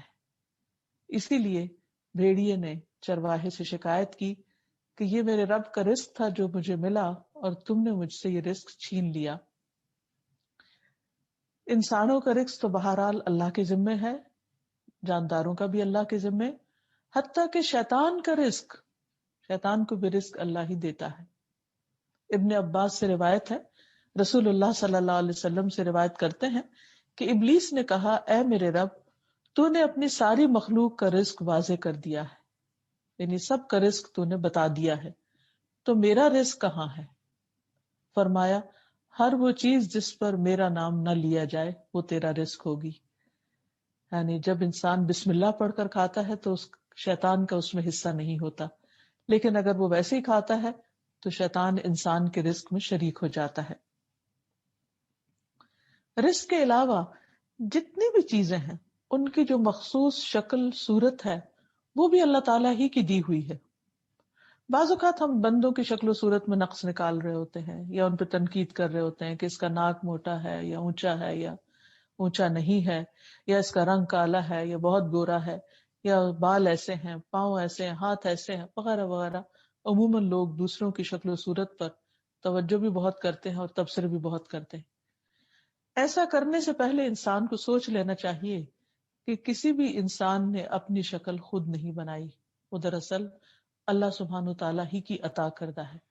کسی کو اگر حسن میں ایک وافر حصہ ملا ہے تو یہ بھی اللہ کی عطا ہے، اور اگر کسی کے پاس کچھ کم ہے تو یہ بھی اللہ سبحانہ تعالیٰ کی مصلحت پر مبنی ہے، اور یہ بھی سراسر اس کا اپنا فیصلہ ہے. اس لیے اچھا مل جائے تو اس پر اترانا نہیں چاہیے، فخر اور غرور نہیں کرنا چاہیے، اور اگر کسی چیز میں کچھ کمی محسوس ہوتی ہے تو اس پر اللہ تعالیٰ سے شکوہ نہیں کرنا چاہیے، ناراض نہیں ہونا چاہیے، کیونکہ اللہ سبحانہ تعالیٰ کے ہر فیصلے میں خیر ہی خیر ہوتی ہے. بعض اوقات انسان کے ساتھ ایسے واقعات پیش آ جاتے ہیں کہ جن پر انسان جھنجھلا اٹھتا ہے، پریشان ہو جاتا ہے، گھبرا اٹھتا ہے، اور بعض اوقات تو گھبرا کر وہ موت بھی مانگنے لگتا ہے اپنے لیے. تو ایسی تمام چیزوں سے بچنے کی اور صبر کرنے کی ضرورت ہے. یہ اسی وقت ہو سکتا ہے جب انسان یہ سمجھے کہ ہر طرح کی عطا اور بخشش کا مالک اللہ ہے، لوگوں کی زندگی کا مالک بھی اللہ ہے، موت کا مالک بھی اللہ ہے. اللہ تعالیٰ جب تک جس بندے کے حق میں بھلائی سمجھتا ہے اس کو زندہ رکھتا ہے، اور جب کسی کے حق میں اس کی موت کو بہتر سمجھتا ہے تو اس کو موت عطا کر دیتا ہے. تو بہرحال ہر چیز کی صورت اللہ تعالیٰ کی بنائی ہوئی ہے. ایک ایک پتے کا ڈیزائن، ایک ایک پھول کا ڈیزائن، اور اس کا رنگ اور اس کی شکل اور اس کا سائز اور اس کے اگنے کی جگہ اور اس کا طول اور عرض، یہ سب کچھ اسی نے بنایا ہے اور اسی نے عطا کیا ہے۔ موسیٰ علیہ السلام نے کہا قال ربنا الذی آتا کل شیء خلقہ ثم ہدی۔ فرعون کے دربار میں جب موسیٰ علیہ السلام اپنے رب کا تعارف کروا رہے تھے، اپنے رب کی پہچان کروا رہے تھے، تو اس وقت بھی اللہ تعالیٰ کی اس صفت کا ذکر کیا، کہا کہ ہمارا رب وہ ہے جس نے ہر چیز کو اس کی شکل و صورت بخشی، پھر اسے راستہ بھی دکھایا، اس کو ہدایت بھی دی۔ پھر اسی طرح آخرت میں انسانوں کو بے پناہ عطیات دینے والا ہے، انعامات سے نوازنے والا ہے اپنے فرما بردار بندوں کو، کیونکہ جنت میں تو ایک کوڑا رکھنے کی جگہ بھی زمین میں جو کچھ ہے اس سب سے بہتر ہے۔ پھر آپ بتائیے کہ اگر ہم پوری زمین کا مال و دولت بھی خرچ کر لیں تو جنت میں ہم زیادہ سے زیادہ کتنی جگہ لے سکتے ہیں؟ شاید ایک کوڑے کی بھی نہیں۔ تو گویا دنیا میں کوئی چیز ایسی نہیں کہ جو جنت کی قیمت ادا کر سکے، یا انسان صرف اپنی کوشش کی وجہ سے وہ نعمتیں حاصل کر سکے۔ اس لیے وہاں انسان کو جو کچھ بھی ملے گا وہ دراصل اللہ سبحانہ تعالیٰ کی عطا ہی ہوگی، اس کی بخشش ہوگی، نوازش ہوگی، اس کی رحمت ہوگی، اور انعامات ہی انعامات ہوں گے۔ پھر انسانوں کی خوشیوں کا ٹھکانہ کیا ہوگا؟ دنیا میں جب کسی انسان کو کچھ ریوارڈ ملتا ہے یا کوئی ایوارڈ ملتا ہے یا کوئی ناموری ملتی ہے تو پھولے نہیں سماتا، حالانکہ وہ انعام کس کی طرف سے ہوتا ہے؟ دنیا ہی کے کسی انسان کی طرف سے یا کسی ایسی اتھارٹی کی طرف سے جو بہرحال اللہ ہی کی مخلوق ہے۔ سوچئے جب کائنات کا رب اور کائنات کا خالق و مالک کسی انسان کو نوازے گا تو وہ نوازش کیسی ہوگی جس کا انسان تصور بھی نہیں کر سکتا، اور اس کو پا کر خوشی کا عالم کیا ہوگا اس کا انسان یہاں اندازہ نہیں کر سکتا۔ اس لیے انسان کی نظر ہمیشہ یہاں سے زیادہ وہاں پر ہونی چاہیے۔ آخرت کے اس عطیے کے متعلق اللہ تعالیٰ فرماتے ہیں وَأَمَّا الَّذِينَ سُعِدُوا فَفِي الْجَنَّةِ خَالِدِينَ فِيهَا مَا دَامَتِ السَّمَاوَاتُ وَالْأَرْضُ إِلَّا مَا شَاءَ رَبُّكَ عَطَاءً غَيْرَ مَجْذُوذٍ۔ اور رہ گئے وہ جو خوش قسمت بنائے گئے تو وہ جنت میں ہوں گے، ہمیشہ اس میں رہنے والے جب تک سارے آسمان اور زمین قائم ہیں، مگر جو تیرا رب چاہے، ایسا عطیہ، ایسا تحفہ جو قطع کیا جانے والا نہیں، یعنی وہ بخشش لازوال بھی ہوگی جو کبھی ختم نہ ہوگی۔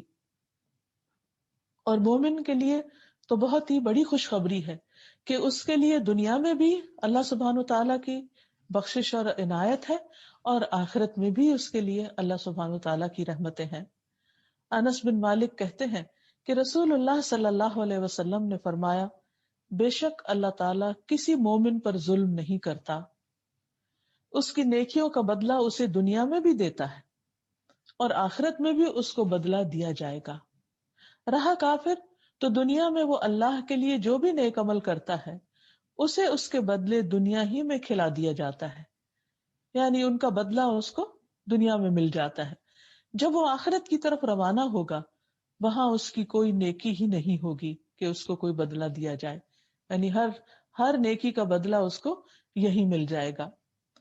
جابر رضی اللہ عنہ سے روایت ہے کہ رسول اللہ صلی اللہ علیہ وسلم نے فرمایا قیامت کے دن جب آزمائش والوں کو ان کی مصیبتوں کا بدلہ دیا جائے گا تو اہل عافیت تمنا کریں گے کاش ان کی کھالیں دنیا میں کینچیوں سے کاٹ دی جاتی تاکہ انہیں بھی وہاں ویسا ہی اجر ملتا جیسا صبر کرنے والوں کو مل رہا ہے، آزمائش کی بھٹی سے نکلنے والوں کو مل رہا ہے۔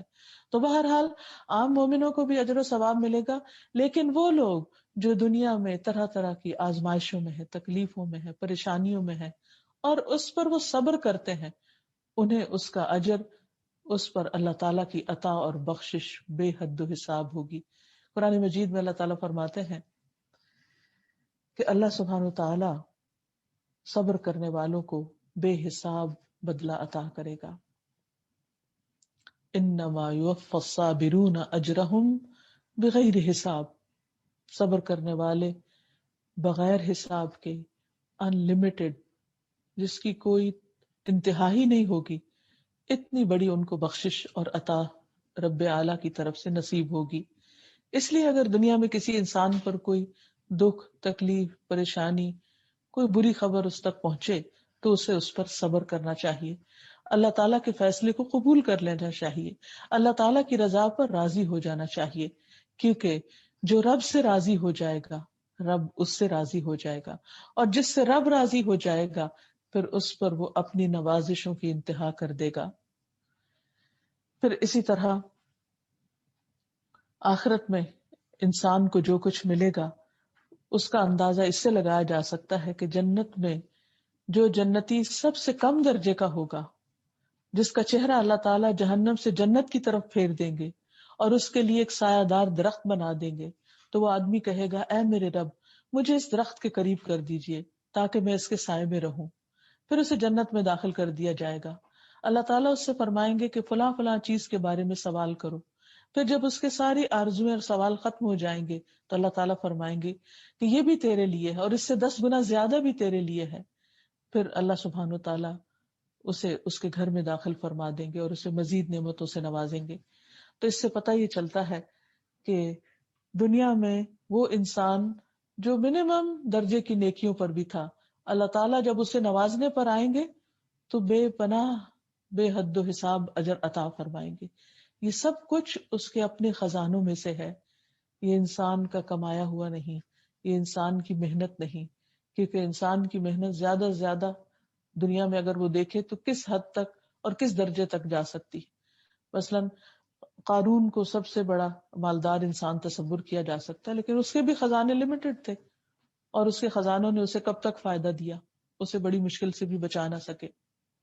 تو اس لیے انسان کو ہمیشہ اللہ سبحانہ تعالیٰ کی عطیات، اللہ سبحانہ تعالیٰ کی نوازشوں پر ہی نظر رکھنی چاہیے۔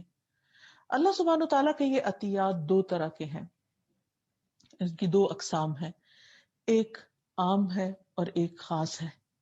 جہاں تک اس کے عام عطیات کا تعلق ہے تو وہ تمام مخلوقات کے لیے ہیں، اور عام عطیات کی دلیل میں سے وہ آیت ہے جو اللہ تعالیٰ نے ارشاد فرمائی كُلًّا نُمِدُّ هَٰؤُلَاءِ وَهَٰؤُلَاءِ مِنْ عَطَاءِ رَبِّكَ وَمَا كَانَ عَطَاءُ رَبِّكَ مَحْظُورًا۔ سورۃ بنی اسرائیل کی اس آیت کا مطلب ہے کہ ہم ہر طرح کے لوگوں کو مدد دیتے ہیں، خواہ یہ ہوں یا وہ ہوں، یعنی اچھے ہوں یا برے ہوں، اور یہ بات آپ کے رب کا عطیہ ہے، اور آپ کے رب کا عطیہ کسی پر بند نہیں، یعنی وہ گناہگاروں کو بھی دیتا ہے، نافرمانوں کو بھی دیتا ہے، ان کو بھی دیتا ہے جو اس کو مانتے ہیں اور ان کو بھی دیتا ہے جو اس کو مانتے نہیں اور دن رات اس کی ناراضگی کے کام کرتے ہیں۔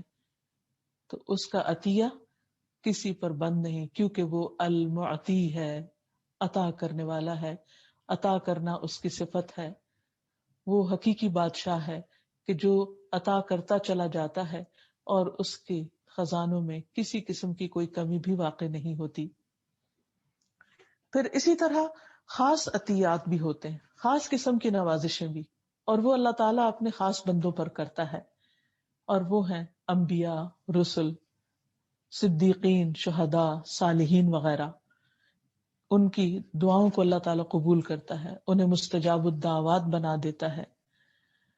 اللہ سبحانہ تعالیٰ اپنے اولیاء کے مقاصد کو پورا کرتا ہے، انہیں کرامات عطا کرتا ہے۔ اسی طرح اللہ سبحانہ تعالیٰ اپنے انبیاء کو معجزات عطا کرتا ہے، اس نے ان کو کتابیں عطا کی، بہترین علم اور حکمت سے نوازا، یہ سب کچھ اسی کی بخشش ہے۔ اور پھر بعض رسولوں کو بعض پر فضیلت عطا کی اور انہیں خاص چیزوں سے نوازا، خاص صفات سے نوازا۔ مثال کے طور پر حضرت موسیٰ علیہ السلام سے اللہ سبحانہ تعالیٰ نے کلام کیا۔ اللہ سبحانہ تعالیٰ کا اپنے پیغمبر سے کلام کرنا کوئی معمولی بات نہیں تھی۔ نبی صلی اللہ علیہ وسلم کو معراج پر بلایا اور آپ سے کلام فرمایا۔ اس سے بڑا مقام کسی مقرب فرشتے کو بھی نصیب نہیں ہوا جو نبی صلی اللہ علیہ وسلم کو عطا ہوا، یہ بھی اللہ تعالیٰ ہی کی عطا اور بخشش تھی۔ پھر اسی طرح سلیمان علیہ السلام کو اللہ تعالیٰ نے ایسی حکومت عطا کی کہ جو اس سے پہلے کسی کو عطا نہیں کی گئی تھی۔ اللہ سبحانہ تعالیٰ نے فرمایا قال رب اغفر لی وہب لی ملکا لا ينبغی لأحد من بعدی انک انت الوہاب فسخرنا له الريح تجري بأمره رخاء حيث أصاب والشياطين كل بناء وغواص وآخرين مقرنين في الأصفاد هذا عطاؤنا فمن أو أمسك بغیر حساب. سورۃ صاد. سلیمان علیہ السلام نے کہا اے میرے رب مجھے معاف کر دے اور مجھے ایسی حکومت عطا فرما جو میرے بعد کسی کے لائق نہ ہو، یقیناً تو بہت ہی عطا کرنے والا ہے. چنانچہ ہم نے ہوا کو ان کے تابع کر دیا، جہاں ان کو پہنچنا ہوتا وہ ان کے حکم پر نرمی کے ساتھ چلتی تھی، یعنی جیسے آج کل کوئی جہاز میں بیٹھ کر جائے. شیاطین بھی مسخر کر دیے، وہ بھی ان کے کنٹرول میں تھے، جو سب معمار اور غوطہ زن تھے، یعنی ان کے لیے عمارتیں تعمیر کرتے اور سمندروں میں غوطے لگا کر مختلف طرح کی چیزیں لے کر آتے، اور کچھ دوسرے جو زنجیروں میں جکڑے ہوئے تھے، یعنی جو سرکش قسم کے تھے. یہ ہماری عطا ہے، اب کسی پر احسان کرو یا اپنے پاس رکھو، کوئی حساب نہیں. یعنی اس دنیا کی سب سے بڑی حکومت اللہ تعالیٰ نے سلیمان علیہ السلام کو دی، اور اس کے بعد ویسی کسی کو بھی نہیں دی. ان کی دعا قبول ہو گئی جب انہوں نے کہا کہ ایسی کسی اور کے پاس نہ ہو. یہ سب چیزیں دوسرے انسان کوشش سے بھی حاصل نہیں کر سکتے کہ کوئی پرندوں کی یا جانوروں کی بولیاں سمجھے، یا پھر یہ ہے کہ اس کے لیے جنات اس درجے میں مسخر کر دیے جائیں اور جنات اس کے لیے تعمیر کا کام کریں اور بڑے بڑے کارنامے انجام دیں. یہ سب کچھ کیا تھا؟ یہ اللہ تعالیٰ کا ان کی کسی کوشش یا محنت کے بغیر ان کو اپنی عطا سے دینا تھا. یہ اللہ تعالیٰ کی بخششیں تھیں، نوازشیں تھیں ان پر، تو یہ اس کے خاص بندوں کے لیے ہوتی. پھر اسی طرح ہم دیکھتے ہیں کہ دنیاوی اعتبار سے بھی بعض بندوں کے اوپر اللہ سبحانہ تعالیٰ بعض چیزیں القاء کر دیتا ہے. مثلا جتنی بھی سائنسی ایجادات ہوئی ہیں وہ بھی ایک طرح سے لوگوں کے دلوں پر اللہ تعالیٰ نے مختلف چیزوں کے انکشافات کیے. نیوٹن کے لیے گریوٹی کا لا، یہ ہم سب جانتے ہیں اس کے بارے میں، لیکن ایک سیب کو گرتے دیکھ کر اس نے اس سے ایک قانون اخذ کیا. حالانکہ دنیا میں ہمیشہ سے سیب گرتے چلے آئے ہیں اور لوگ دن رات چیزوں کا گرنا دیکھتے ہیں، لیکن اس پر ان کو وہ انکشاف نہیں ہوا جو نیوٹن پر ہوا. اسی طرح یو نیم اٹ، یعنی بے شمار ایجادات ہیں، بے شمار ایسی چیزیں ہیں کہ جو چند انسان دیکھ پائے دوسروں کے مقابلے میں.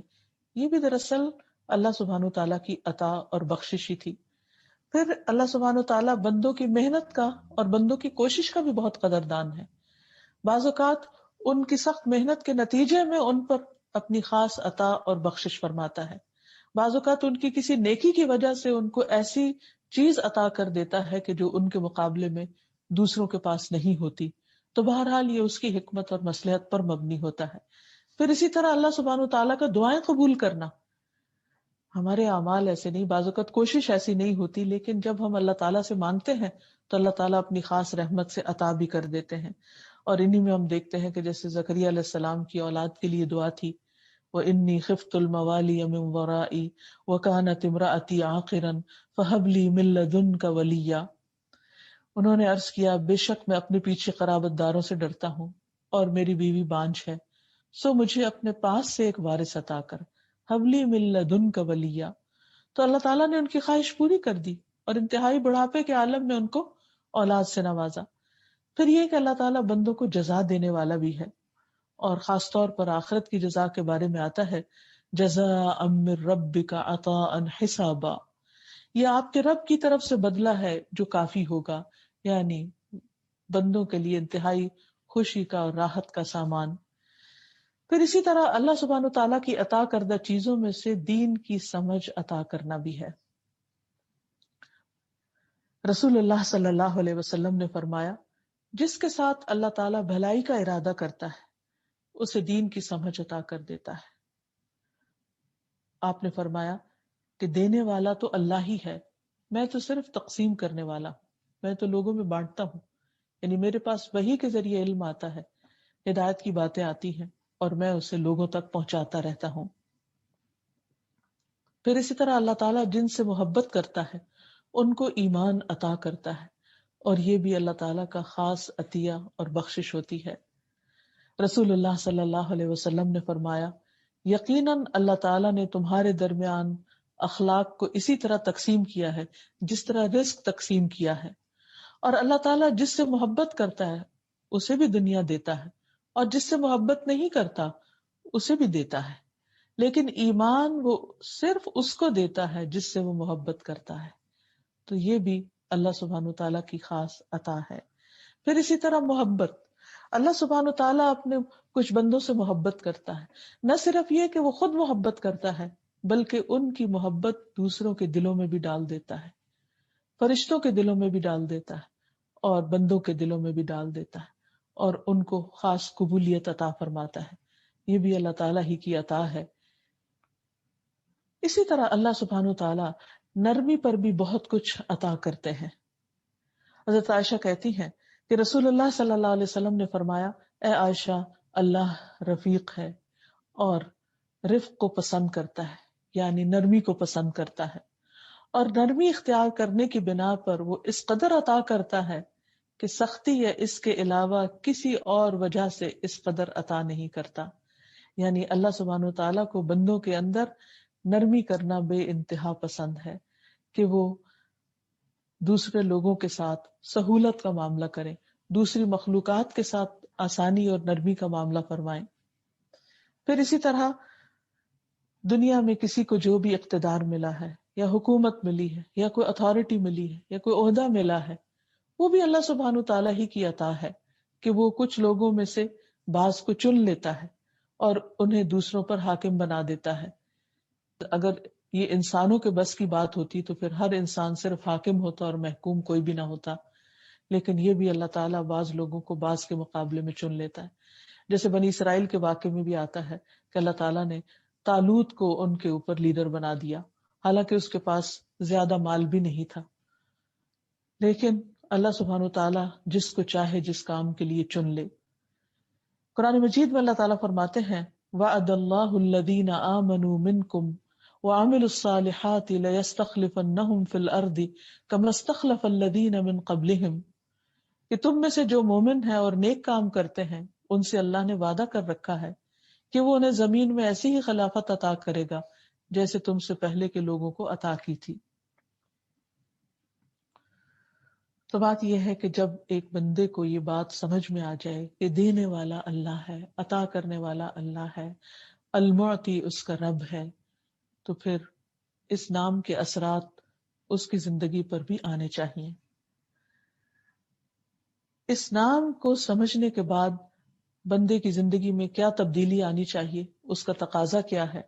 اس میں سب سے پہلی بات تو یہ کہ انسان بندوں سے مانگنے سے بچے، بندوں کی طرف مت دیکھے، ان سے لالچ نہ رکھے، حرص نہ رکھے، جو ان کے ہاتھ میں ہے اس پر نظر نہ رکھے، جو نعمتیں کسی کو ملی ہیں ان پر ان سے حسد نہ کرے اور ان کا برا نہ چاہے، اور اللہ سبحانہ تعالیٰ سے اس کا فضل مانگتا رہے کیونکہ وہ صاحب فضل ہے.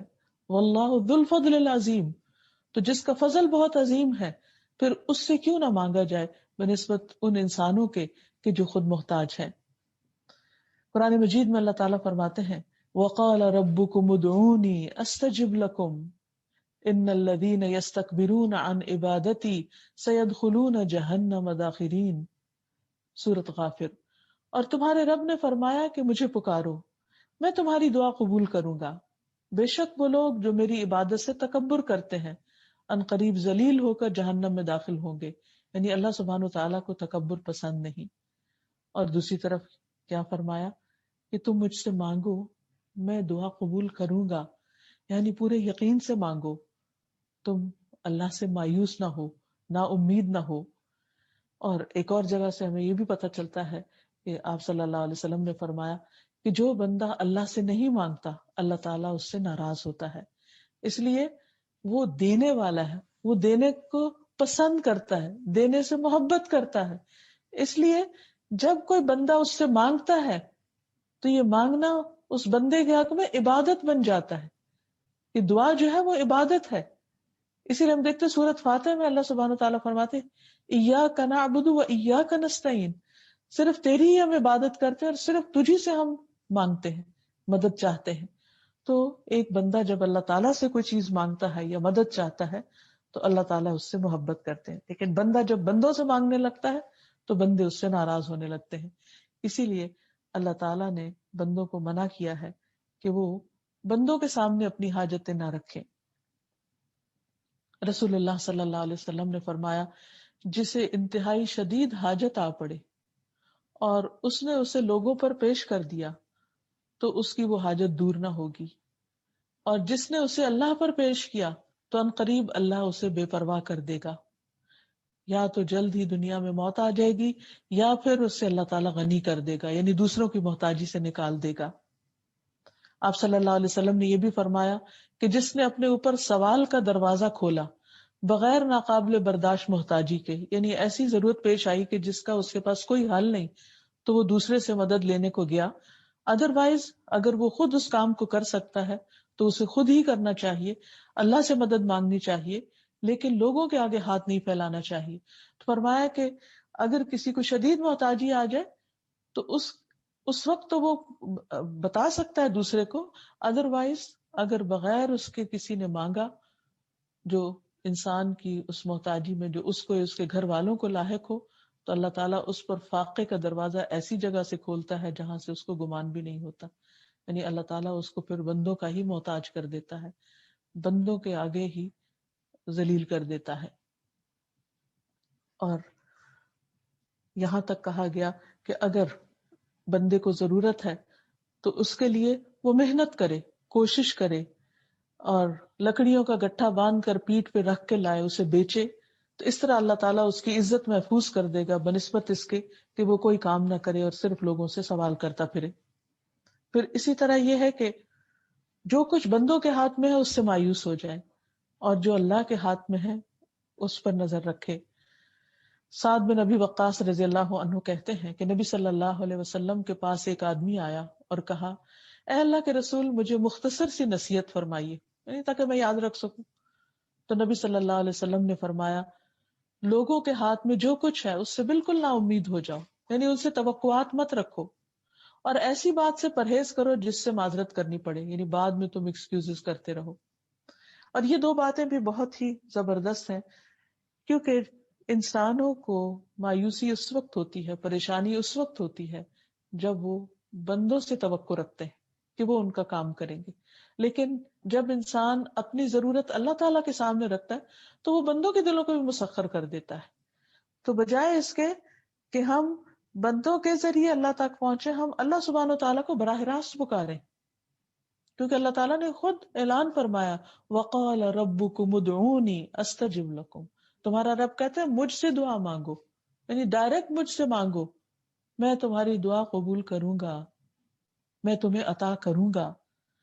اور پھر بندہ جب بندوں کے اوپر توقعات رکھتا ہے، اور بندے چونکہ خود محتاج ہیں، پہلے وہ اپنی ضرورتیں پوری کرتے ہیں، تو پھر انسان ہیوملیٹڈ فیل کرتا ہے کہ دوسرا میری کیئر نہیں کر رہا. لیکن اگر وہ اللہ سے توقع رکھتا ہے اور بندوں سے صرف اچھا گمان رکھتا ہے تو ہر طرح کے ریلیشنز اس کے بہت خوشگوار ہو سکتے ہیں. اور اسی طرح بعض لوگ بات کرنے میں احتیاط نہیں کرتے، معاملہ کرنے میں احتیاط نہیں کرتے، پھر بار بار سوری کرتے رہتے ہیں، پھر وہ سوری بھی ایک مذاق بن کر رہ جاتا ہے. تو اس سے بھی بچنے کی نبی صلی اللہ علیہ وسلم نے تلقین کی ہے. پھر اسی طرح آپ صلی اللہ علیہ وسلم نے ایسے شخص کو جنت کی ضمانت دی ہے جو لوگوں سے کچھ نہ مانگے. صوبان کہتے ہیں، اور یہ صوبان جو ہے رسول اللہ صلی اللہ علیہ وسلم کے آزاد کردہ غلام ہیں، کہتے ہیں کہ رسول اللہ صلی اللہ علیہ وسلم نے فرمایا کون ہے جو مجھے یہ ضمانت دے کہ وہ لوگوں سے کچھ نہیں مانگے گا تو میں اس کے لیے جنت کی ضمانت دوں. تو صوبان رضی اللہ عنہ نے کہا کہ میں آپ کو ضمانت دیتا ہوں کہ میں کبھی کسی سے کچھ نہیں مانگوں گا. حالانکہ وہ بہت غریب تھے، چنانچہ وہ کسی سے کبھی کچھ نہیں مانگا کرتے تھے. اور پھر آپ نے اس مانگنے کی مذمت بھی فرمائی. آپ نے فرمایا کہ اگر سوال کرنے والا اس خرابی کو جان لے جو سوال کرنے میں ہے تو کبھی کسی سے کچھ سوال نہ کرے. یعنی انسان نہیں جانتا کہ کسی سے مانگنے کے بعد اس کی قدر و منزلت میں کس قدر کمی آتی ہے اور کس قدر اس کو بعض اوقات ذلت کا سامنا بھی کرنا پڑتا ہے. ایسی صورت میں انسان صرف اللہ ہی سے دعا کرتا رہے. پھر آپ دیکھیے کہ اللہ سبحانہ تعالیٰ کی چونکہ صفت المعطی ہے، دینے والا، عطا کرنے والا، تو ہمیں بھی دوسروں کو دینے والا بننا چاہیے. اور بندہ مومن کو دوسروں کو اس طرح دینا چاہیے کہ کسی قسم کی محتاجی کا بھی ڈر نہ رہے. انسان یہ نہ سوچے کہ اچھا میں نے دے دیا تو پھر میرا کیا بنے گا. دینے والے کو اللہ تعالیٰ اور دیتا چلا جاتا ہے. مالک بن نزلہ کہتے ہیں کہ رسول اللہ صلی اللہ علیہ وسلم نے فرمایا ہاتھ تین طرح کے ہیں. ایک اللہ کا ہاتھ ہے جو سب سے اوپر ہے، دوسرا دینے والے کا ہاتھ ہے جو اس کے بعد ہے، اور سائل کا ہاتھ یعنی سوالی کا ہاتھ سب سے نیچے والا ہے. لہذا جو زائد ہو وہ دے دو، اور اپنے نفس کے سامنے عاجز مت بنو، یعنی اس کا کہنا نہ مانو. یعنی کیونکہ انسان جب دینا چاہتا ہے تو روکنے والا اس کا نفس ہی ہوتا ہے. ان النفس لامارۃ بالسوء، انسان طرح طرح کی تعویلیں کرنے لگتا ہے. ایک اور روایت سے بھی پتہ چلتا ہے کہ دینے والا ہاتھ لینے والے ہاتھ سے اوپر ہوتا ہے، بہترین ہوتا ہے. اسی لیے ہم دیکھتے ہیں کہ نبی صلی اللہ علیہ وسلم تمام انسانوں سے زیادہ سخاوت کرنے والے تھے، اور خصوصاً رمضان کے مہینے میں. اللہ سبحانہ وتعالیٰ کو بھی دینا پسند ہے، اس کے رسول صلی اللہ علیہ وسلم کو بھی دینا محبوب تھا. لہذا ہمیں بھی اپنے اندر دینے کی صفت لانی چاہیے، اور پھر دینے کے لیے سب سے قریبی لوگوں سے شروع کرنا چاہیے. لوگوں کی ضروریات کا خود خیال رکھنا چاہیے. جو ہمیں دے اس کو بھی دینا چاہیے، اور جو نہ دے اس کو بھی دینا چاہیے. اور جو بھی انسان دے وہ خوشی سے دے، کیونکہ یہ اس میں سے دے رہا ہے جو اللہ تعالیٰ نے اس کو عطا کیا ہے. یعنی ہمارا ذاتی تو کچھ بھی نہیں، اپنی ملکیت تو کچھ نہیں، ہر چیز ہمارے پاس اس کی دی ہوئی ایک امانت ہے. لہٰذا جب ہم اس کی مرضی کے مطابق اس کے بندوں کو دیتے ہیں تو وہ بہت خوش ہو جاتا ہے. پھر یہ ہے کہ اللہ کی نافرمانی کے کاموں میں خرچ نہیں کرنا چاہیے، رشوت کا لین دین نہیں کرنا چاہیے، سود کا لین دین نہیں کرنا چاہیے. اور آخر میں یہ کہ اللہ سبحانہ تعالیٰ سے اس کے اس نام کے ساتھ دعا کرنی چاہیے، اور مختلف دعاؤں میں جہاں یہ نام اور یہ صفت استعمال ہوئی ہے ان دعاؤں کے پڑھنے کا اہتمام کرنا چاہیے. نبی صلی اللہ علیہ وسلم ہر نماز کے بعد دعا کرتے تھے اللہم لا مانع لما اعطیت ولا معطی لما منعت، کہ اے اللہ جسے تو کچھ دے اسے کوئی روک نہیں سکتا، اور جس سے تو روک لے اسے کوئی دے نہیں سکتا. نبی صلی اللہ علیہ وسلم جب رکوع سے سر اٹھاتے تھے تو اس وقت بھی یہ دعا پڑھتے جس میں اللہم لا مانع لما اعطیت آتا ہے. پھر اسی طرح نماز کے بعد بھی آپ دعا مانگتے تو اس میں بھی یہی الفاظ آتے. پھر کھانا کھانے کے بعد آپ جو دعا کرتے اس میں بھی اللہ سبحانہ تعالیٰ کی اس صفت کا ذکر آتا ہے. آپ کھانے سے فارغ ہو کر پڑھتے اللہم اطعمت و اسقیت و اغنیت و اقنیت و ہدیت و اجتبیت فلک الحمد علی ما اعطیت. اے اللہ تو نے ہی کھلایا، تو نے ہی پلایا، تو ہی غنی کرتا ہے، تو ہی مالدار کرتا ہے، تو نے ہدایت دی اور تو نے ہی زندگی عطا فرمائی. جو تو نے عطا کیا اس پر تیری تعریف ہی تعریف ہے. اور پھر اسی طرح یہ کہ جو نعمتیں انسان کو ملی ہیں ان میں برکت کی دعا کرتا رہے، اور پھر انسان دوسروں کو بھی برکت کی دعا دیتا رہے، جیسے نبی صلی اللہ علیہ وسلم نے اپنے خادم حضرت انس کو دی تھی. تو اللہ سبحانہ وتعالیٰ سے دعا ہے کہ وہ ہمیں اپنے خاص خزانوں سے عطا فرمائے، اپنی رحمتیں عطا فرمائے، اور ہمیں لوگوں کی محتاجی سے بچائے، اور ہمیں دینے والوں میں سے بنا دے. وآخر دعوانا ان الحمد للہ رب العالمین. السلام علیکم ورحمۃ اللہ وبرکاتہ. القاهر يا الله، أنت الحسيب يا الله، أنت الشافي يا الله، أنت المبين يا الله، أنت الوكيل يا الله، أنت القيوم يا الله، أنت المتين يا الله، أنت السبوح يا الله. لا إله إلا الله محمد رسول الله، لا إله إلا الله محمد رسول الله.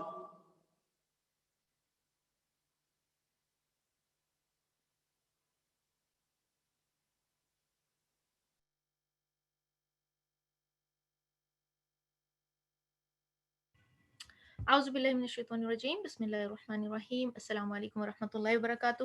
کیسے ہیں آپ لوگ؟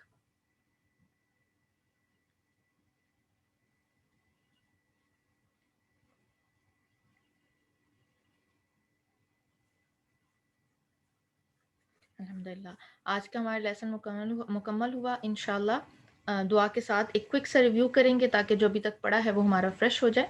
رب اشرح لی صدری ویسر لی امری واحلل عقدۃ من لسانی یفقہوا قولی اللہم فقہنا فی الدین آمین الہی آمین. آج کے جو نام ہم نے کیے الباسط اور المعطی، انشاءاللہ ان کا ایک کوئک سا ریویو دیکھتے ہیں. آپ لوگ ریڈی ہیں؟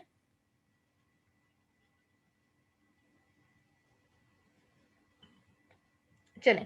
الباسط کا جو ہے مطلب کیا ہوتا ہے؟ یوزلی ہم اسماء الحسنہ کو پڑھتے ہیں، سنتے ہیں، لیکن جو ایک خاص اس کا مطلب ہوتا ہے وہ ہمارے ذہن سے نکل جاتا ہے. تو الباسط کا کیا مطلب ہے؟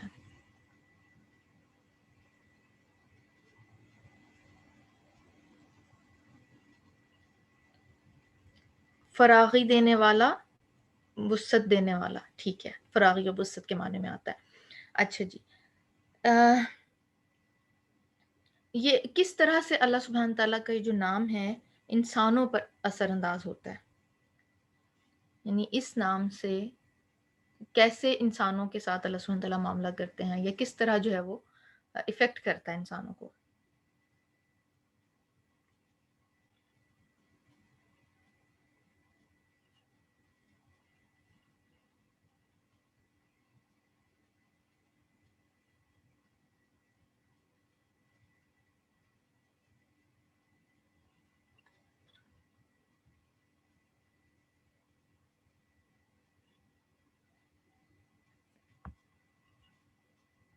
انسانوں کے جو دل ہوتے ہیں ان کے ساتھ کوئی معاملہ ہوتا ہے اس نام سے؟ اگر اس نام کے ساتھ دعا کی جائے تو کیا ہوتا ہے؟ اللہ سبحانہ تعالیٰ کیا کرتے ہیں؟ ان کے دلوں کو کشادہ کر دیتے ہیں، اور پھر کیا اللہ تعالیٰ جس کے لیے چاہتے ہیں اپنے رزق کے خزانے وسیع کر دیتے ہیں. اچھا جی، اس کے بعد علم اور حکمت کے لیے جو ہے نا وہ دل کھل جاتے ہیں. اللہ تعالیٰ جس کو چاہتے ہیں جی یہ خوبیاں عطا فرماتے ہیں. اچھا، دوسرا نام آج ہم نے کیا المعطی. کوئی دعا یاد ہے جس کو ایڈ نورس ٹو، بالکل، جو المعطی نام کے حوالے سے ہم پڑھتے ہوں روز، یا ارادہ کیا ہو کہ اب ہم اس کو پڑھیں گے؟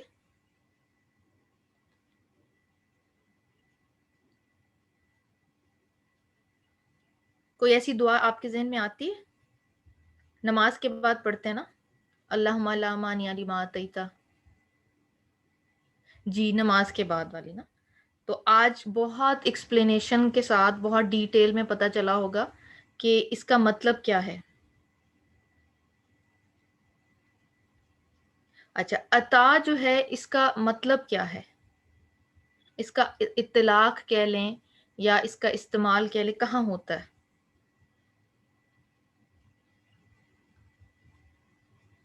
عطا جو ہے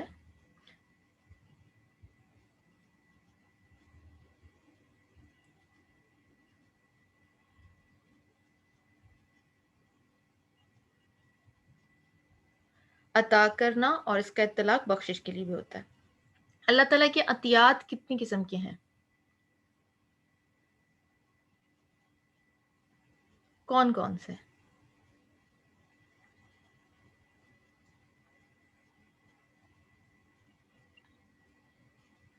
خاص اور عام. ٹھیک ہے، خاص جو ہیں وہ خاص انبیاء اور جو صدیقین، شہداء اور اللہ تعالیٰ کے جو خاص بندے ہوتے ہیں، اور باقی جو عام عطا ہے وہ اللہ تعالیٰ کی سب کے اوپر ہے. ٹھیک ہے. اچھا، کسی ایک نبی کے ساتھ جو خاص اللہ تعالیٰ نے معاملہ کیا ہو عطا والا، وہ ایک ایگزامپل آپ دیتے. استاذہ نے کافی ساری ایگزامپلز ہمیں دی اور ہم پڑھتے بھی ہوں قرآن پاک میں، تو کوئی ایک مثال جو ہے وہ آپ بتائیے گا.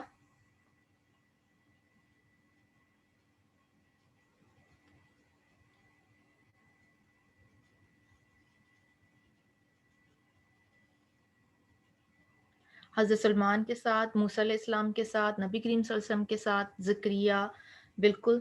تو یہ جب ہم انبیاء علیہ السلام کے وہ دیکھتے ہیں نا قصص، تو اس میں ہمیں یہ خاص چیز نظر آتی ہے. جی. اچھا، اب یہ جب نام ہم نے پڑھ لیے، ان کے بارے میں جان لیا، سیکھ لیا، اللہ سبحانہ تعالیٰ کی ذات کے حوالے سے ہمارا کچھ کیا کہتے ہیں معرفت بڑھ گئی، تو ہمیں اب کیا کرنا ہے؟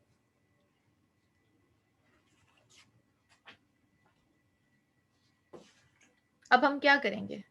ان ناموں کے ساتھ اللہ تعالیٰ سے دعا کریں گے، اور پورے یقین اور اخلاص کے ساتھ، کیونکہ اللہ تعالیٰ کے پاس تو کمی نہیں ہے نا کسی بھی چیز کی۔ چلیں یہیں پہ اپنا ریویو جو ہے ہم کنکلوڈ کرتے ہیں۔ جزاکم اللہ خیر کثیرہ، بارک اللہ فیکم۔ آپ سے پھر اگلے کسی سیشن میں ملاقات ہوگی۔ سبحانک اللہم و بحمدک، اشہد ان لا الہ الا انت، استغفرک و اتوب الیک۔ السلام علیکم ورحمۃ اللہ وبرکاتہ۔